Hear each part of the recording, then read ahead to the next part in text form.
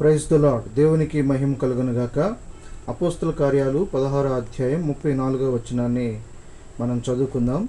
మరియు అతడు వారిని ఇంటికి తీసుకుని వచ్చి భోజనం పెట్టి దేవుని యందు విశ్వాసముంచిన వాడై తన ఇంటి వారందరితో కూడా ఆనందించెను. ఈ మాటలు ఎవరి గురించి రాయబడినవంటే చెరసాల అధికారిని గురించి రాయబడ్డాయి. పౌలు శీలలు సువార్త చెప్తున్నప్పుడు వారిని తీసుకుని వచ్చి చెరసాలలో పెట్టినప్పుడు ఆ చెరసాలలో వారు అర్ధరాత్రి వేళ దేవుని స్తుతించి గొప్ప ఆనందంతో సంతోషిస్తున్నారు. వారి ఒంటి నిండా గాయాలు, కానీ వారి నోటి నిండా దేవుని స్తుతి పాటలు. దేవునికి స్తోత్రం కలుగునుగాక.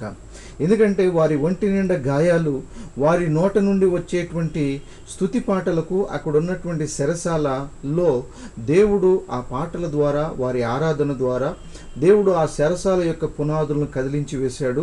చెరసాలలో ఉన్నటువంటి ఖైదీలందరూ కూడా పారిపోయారు. చెరసాలకు భద్రత వహించినటువంటి అధికారి అందరూ పారిపోయారు అని చెప్పేసి, తన అధికారము పోతుంది అని చెప్పేసి అతడు బాధతో దిగులుతో తను తాను పొడుచుకుని సాగుపోయినప్పుడు అప్పుడు పౌలు శీలలు అన్నటువంటి మాట ఏంటంటే, అయ్యా మేము ఎక్కడికి పోలేదు, మేము ఇక్కడనే ఉన్నాము అని వారు అన్నప్పుడు ఆయన ఎంతో సంతోషించాడు. అందరూ వెళ్ళిపోయారు, కానీ దేవుని యందు భయభక్తులు కలిగినటువంటి వారు, యథార్థతను కలిగినటువంటి వారు, దేవుని సువార్తను బలంగా బోధిస్తున్నటువంటి వారు, దేవుని సువార్తే జీవిత లక్ష్యమని బోధిస్తున్నటువంటి పౌలు శీలలను ఎప్పుడైతే చూశాడో వీరి యథార్థత ఆయన రక్షణకు కారణమైంది. దేవునికి స్తోత్రం కలుగునుగాక. అంతేకాదు ఆయన వారిని తన ఇంటికి తీసుకుని వచ్చి ఆ రాత్రికాల సమయంలో ఆయన వారి ఇంటి వారందరూ కూడా దేవుని యందు విశ్వాసం ఉంచి బాప్తిసం తీసుకున్నాడు.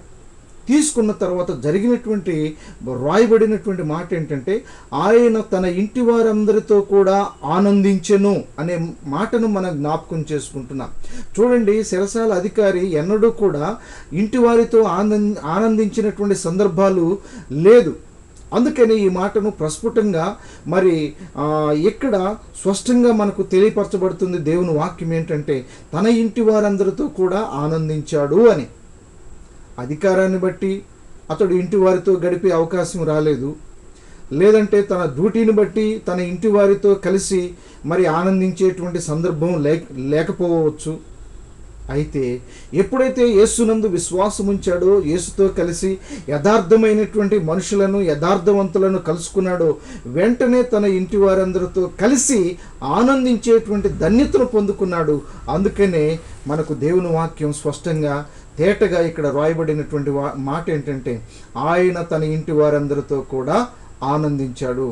ఈ రోజుల్లో మనం చూస్తుంటున్నాం, ప్రియమైనటువంటి దేవుని బిడలారా, దేవుని సొత్తైనటువంటి ప్రజలారా, ఇంటి వారితో ఆనందించేటువంటి సమయం ఎంతవరకు ఉన్నది మన జీవితాల్లో అని గనక మనం జ్ఞాపకం చేసుకుని ఉంటే, దేవుని యందు విశ్వాసం ఉంచినటువంటి వారు మాత్రమే తన ఇంటి వారితో గడిపేటువంటి సమయాన్ని అట్టి సంతోషాన్ని పొందుకుంటారని నేను మీకు జ్ఞాపకం చేస్తుంటున్నాను.